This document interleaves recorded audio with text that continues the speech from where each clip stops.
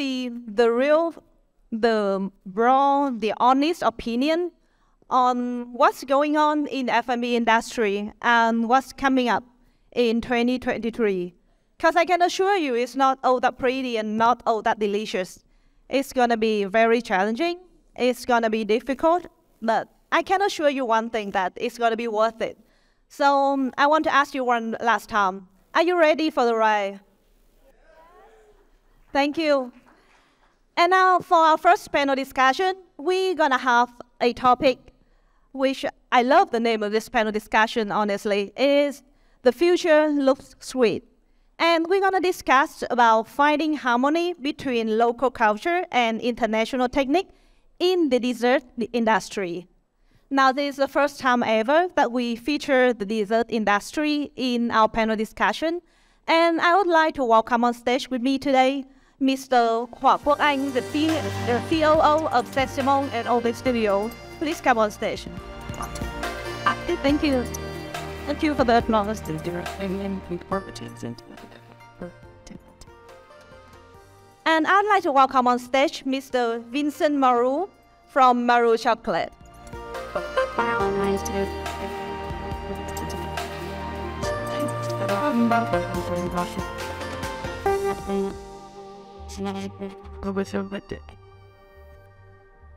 And I'd like to welcome on the stage Miss Thiep from Vien.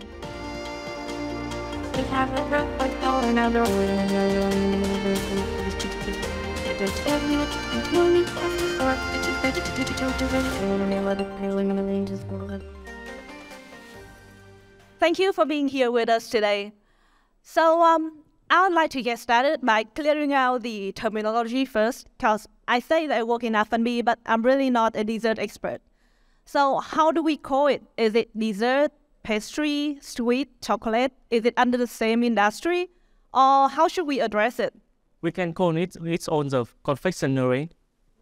So in confectionery, we can divide to baking and bakery. And the second group, we can call the sweet confectionery, like candy, like cake, or even chocolate. Is there anything else that I haven't covered? From the cake, the dessert, the pastry, the chocolate, is there anything else? Well, there's also this other concept. In French, we call it salon de thé, which is like a cafe. It's a little different than a cafe, but salon de thé is a place, it's an environment to choose a pastry, confection that you desire, coupled with a drink, right? So it's this idea of spending time in a nice environment with something sweet. Yeah, and following up with that, ever since Marou, I think something that can be called a chocolate movement in Vietnam has been created, and you've done an amazing job with that. So following your footsteps, I'm a huge fan of Marou, by the way. I frequent your place in Hanoi and in Saigon. And as I can see, I see two separate behavior in myself and in the consumer that I observe. I see that people usually buy cakes, buy whole cake, buy gâteau cake, even chocolate as a gift.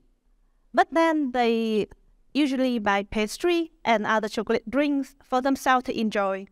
So is that actually two different groups of target customers that you are serving? Because as I observed in Marou, you always have the seating place, but you also have a large space for display and for ready-to-ship cake or chocolate bar. So is that two different types of target customers? Well, it's an interesting question. Marou, we started off as a chocolate maker, so not a retailer, F&B retailer. So the heart of Marou is a chocolate maker.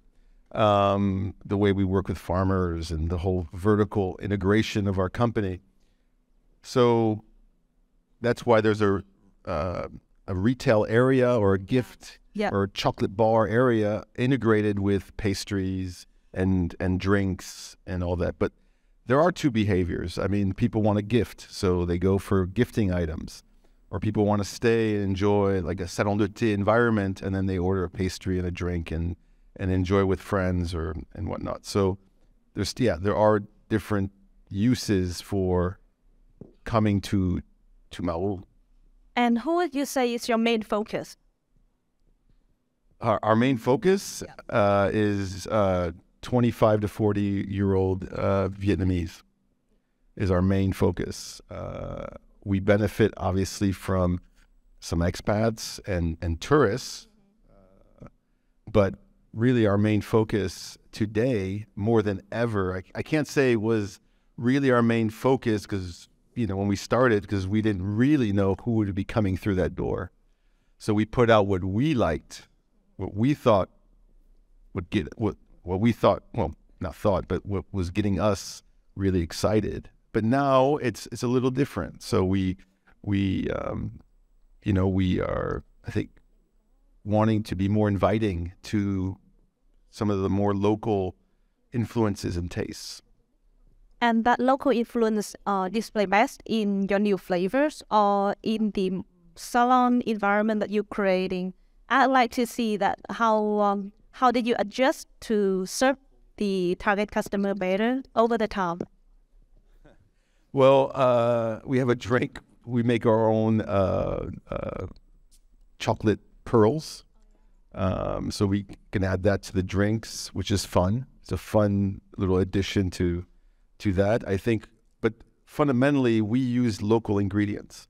So that going further in the use of local ingredients is one way for us to really try to extend recipes that are a bit more localized. But from the very beginning, Marou is 100% Vietnamese ingredients, except for cream, butter, and flour. Those are the exceptions, but the rest we can find in Vietnam and be pretty happy with.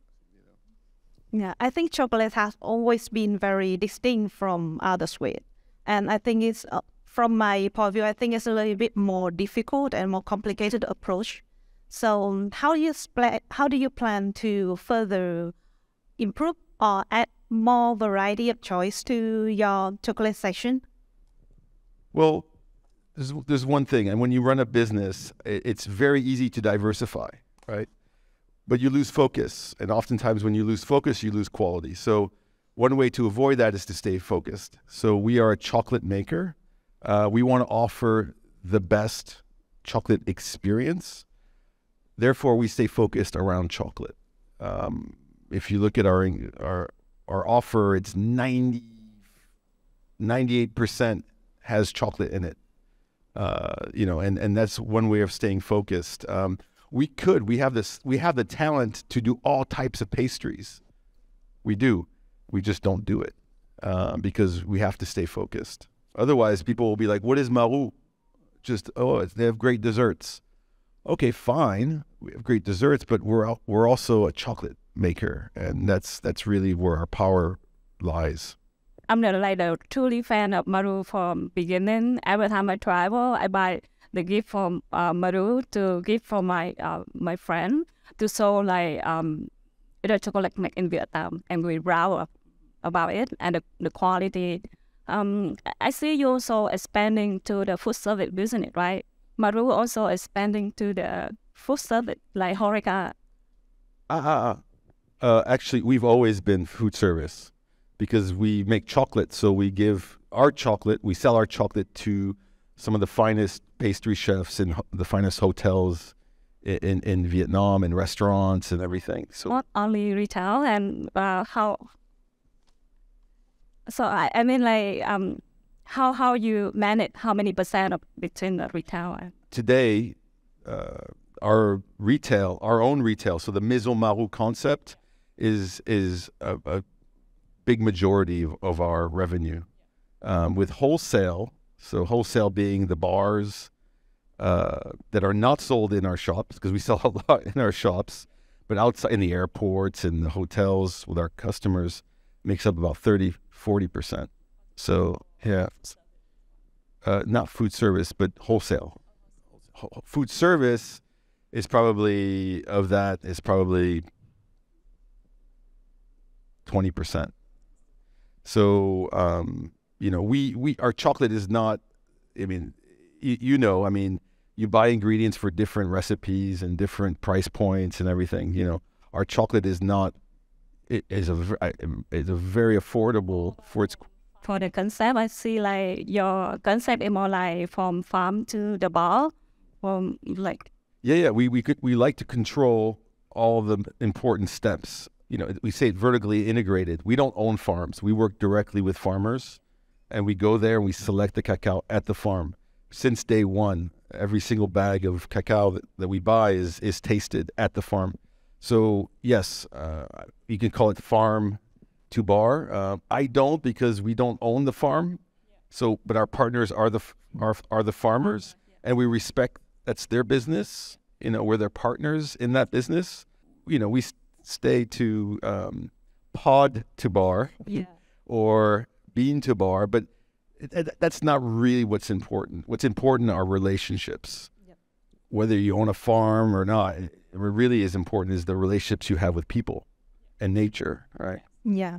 And also the very important part that Marou is focused on chocolate.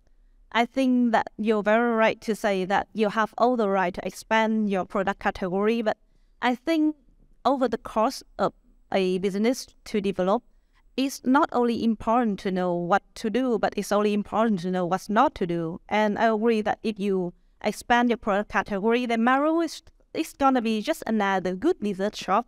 It's not going to be where it is right now, how it can distinct from other. And when we think about wood chocolate, about premium, high-quality chocolate, we think about Marou and all that it has to offer. For the next question, I would like to turn to Mr. Quoc, who also running a chain of dessert bar. So everything, not only chocolate, right? All type of cakes of dessert. How do you evaluate the sweet industry right now? Do you think it's potential? Do you think it's growing? Well, I can say that the demand is increasing. You know that the Vietnam had a population very huge, about 100 million people, and especially 39% of that population living in urban area. And we know that the people living in that area intend to consume more confectionery and baking product. Oh, I didn't know. Yeah, and that sign will increasing, forecast increasing like 50% in the next 10 years. Wow, so like the demand is there. Oh. Yeah. And take a look closer into the baking area. I can see that the baking business suddenly increasing very fast in the last 5 years. Yeah. So the consumer now can easily find a product with skillful technique, good ingredient, or well presented. Yes. So we have demand, we have supplier. So I think that we have enough condition for the market to grow fast in the next few years. Yeah. And you said that demand has been growing over the past 5 years, and it's going to double in the next 5 years. So what do you think that creates that shift in demand? Why is the demand suddenly like increasing so much? What do you think creates the shift? For the economy condition, the people living in urban area increasing, the GDP increasing. So they would like to and willing to purchase more, especially in sweet meat. Well, you mentioned earlier about the techniques. What you see out there today is that people are really learning pastry techniques. If we talk about pastry, that we just didn't see, 10 years ago. Wasn't visible except maybe some of the larger hotels.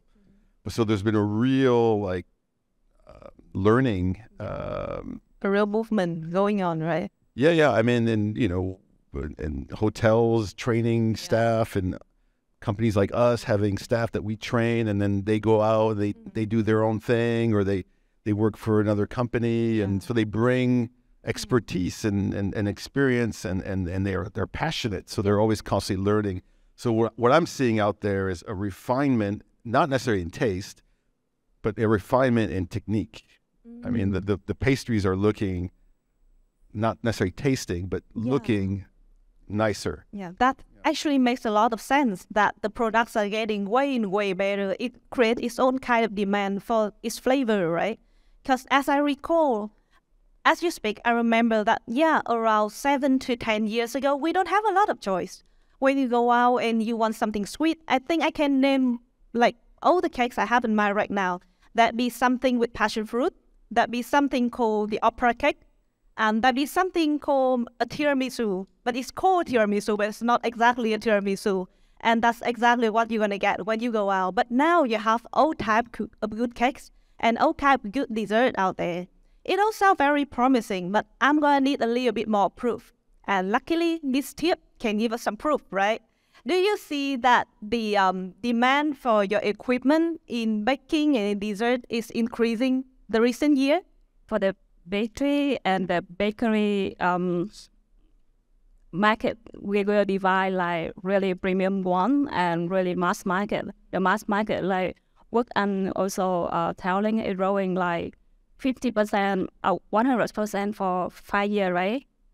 Or I think it's not really a lot. It must be higher than that because the market in Vietnam really small right now, so it's supposed to be grow faster. And also, like Vincent saying, like we have more people have higher education, and they will need the equipment to able to execute on the technique. They need for the high quality product. Yes, it is growing. Yeah, does it grow? Like, have it been growing steadily over the last few years? Yeah, I think last 5 years it's growing quite a lot. Take note, guys. Now's the time you can open the dessert shop. It's also a worldwide phenomenon. I see on Instagram, everyone's into looking great. You know, the taste, who will know, right? But what's important and that's, you know, I don't think that's always going to keep going like that. But right now, we're definitely in the stage where people are showcasing skill. Yep. You know, and it's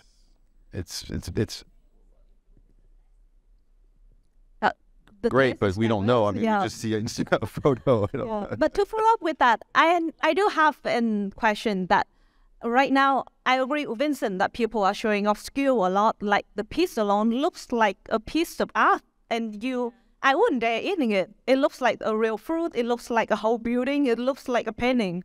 But coming up next, do you think that the equipment, the modern equipment, the technique that you are supplying right now can replace the artisan? Do you think the equipment can create all that piece of art without, like, for artisanal people, they need the equipment. Like, if you say with a tongue dining, he need the really high-end equipment to able to cook, like, really great to the food. The same with my client, they have the knowledge. They study from culinary school, and to be able to, like, control the heat or control the timing, or like to be able to manage like protein or fast, they need the really high-end equipment to working on that. So they're advancing the artisanal baker, not replacing them. I see the opposite. Like cannot, right? No, cannot. Like the artisanal, they will need the high-end equipment to manage their working time and also the processing and something like that.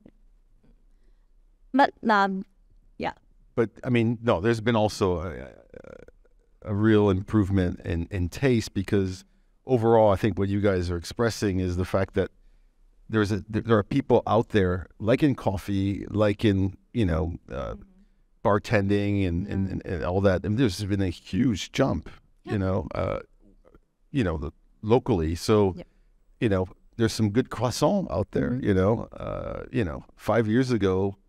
Yeah, you can't find it anywhere. You know? But now there's, like, in Ho Chi Minh, there's 3 or 4 people, they're doing different style croissant, and the taste is there.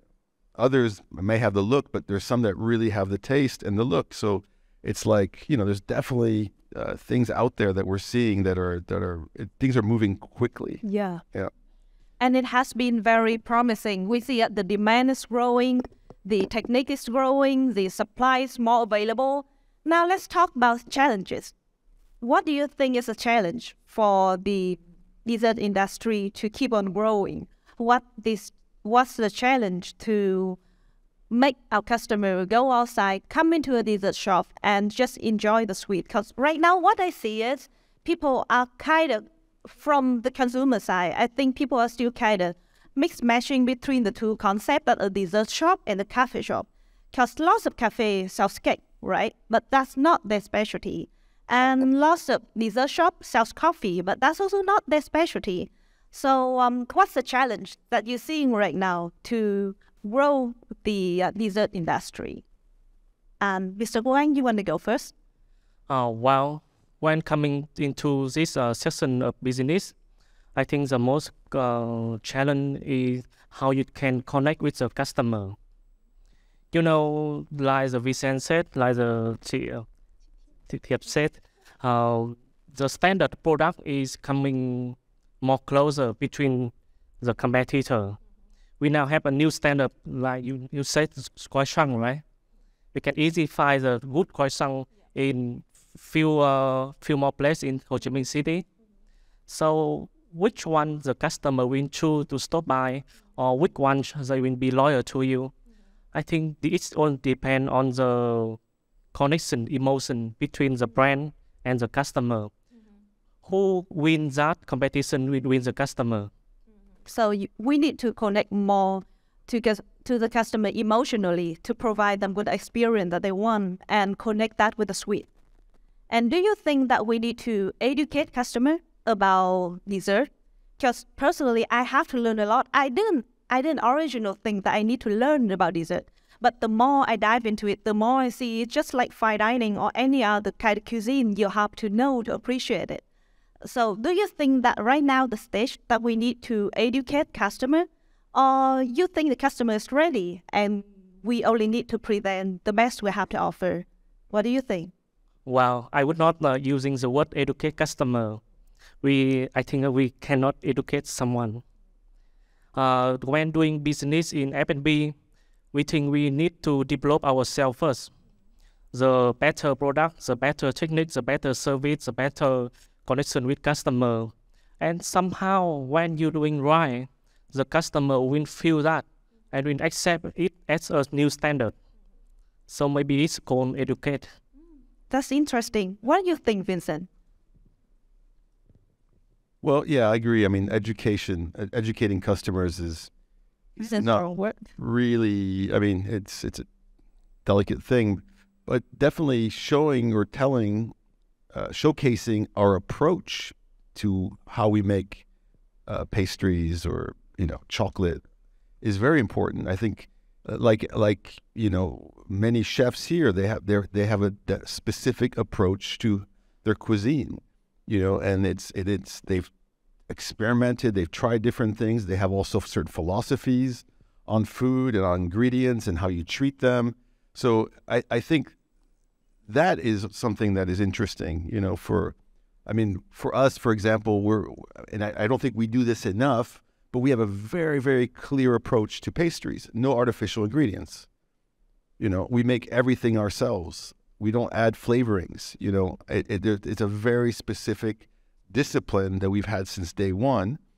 And that's why we don't have a myriad of colors in our pastries. We try to choose natural color additives, and very little of it. So I think that, again, the customer, the market is going to become more and more mature as it develops, and people will choose, the place that they feel the best or the taste that they like the best, the approach that fits, that they appreciate the best. And that's just going to be what we're going to see more and more of, and it's exciting, And in the case of Marou, I think you have chose such an elegant way to tell everyone about how you develop your product.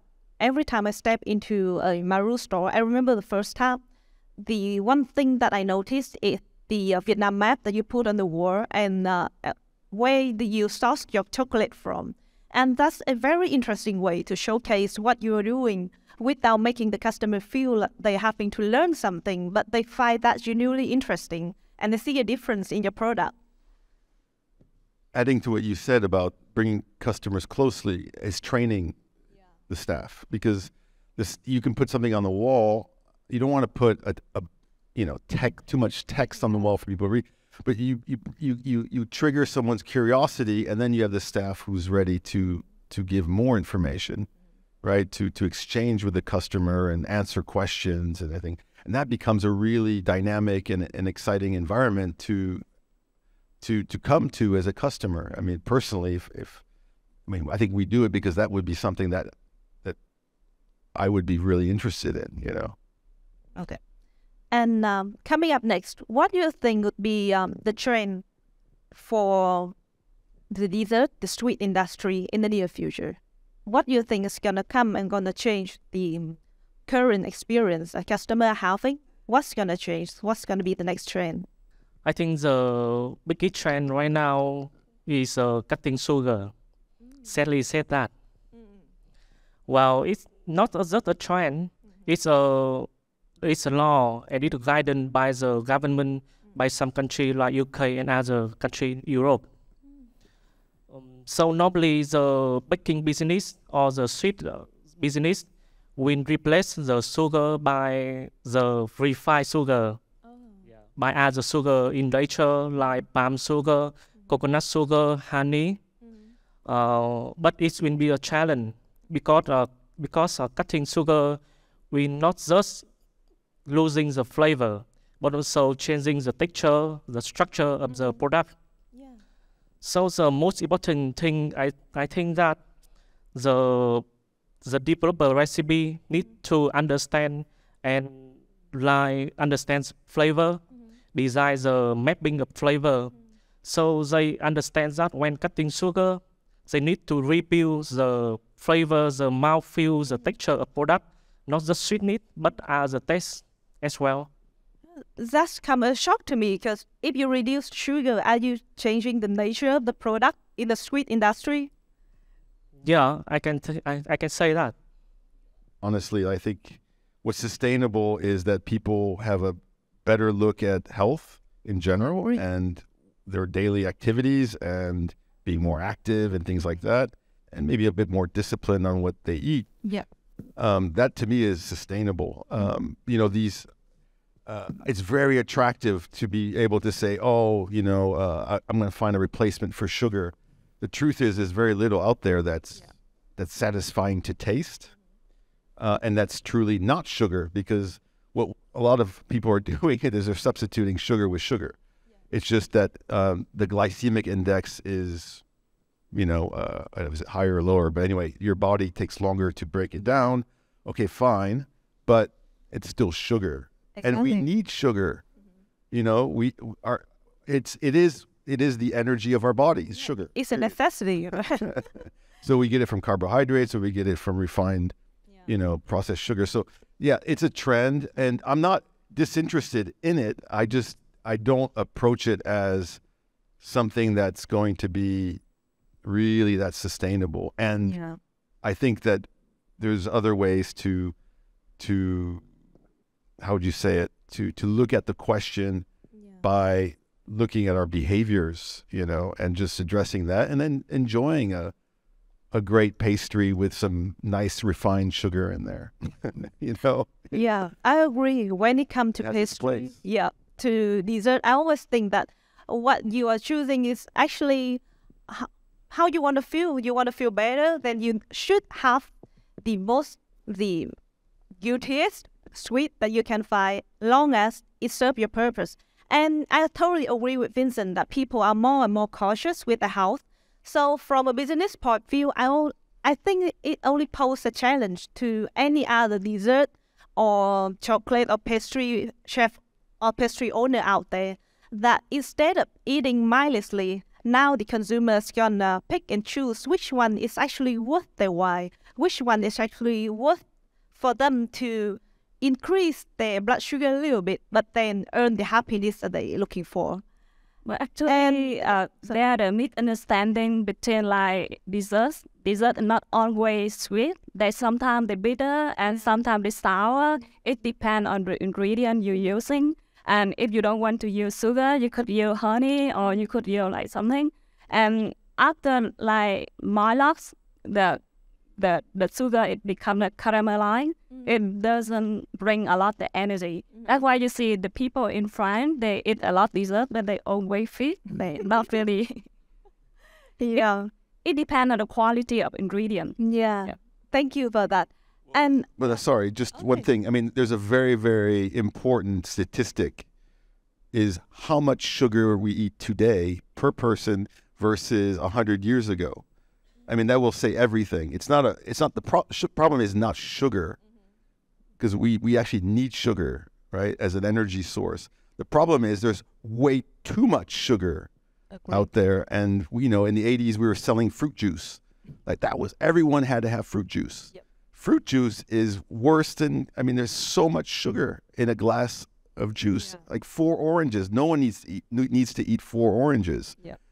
1 orange is plenty. Yeah. 1 orange is plenty, So it's really about how much sugar is around us all the time, and cheap foods, foods being cheapened because we add sugar to the recipes, and it's just, industrial manufacturers are adding sugar to everything. Yep. So that's really the issue, it's that it's everywhere. Thank you, Vincent. And can everyone give us a huge round of applause for these 3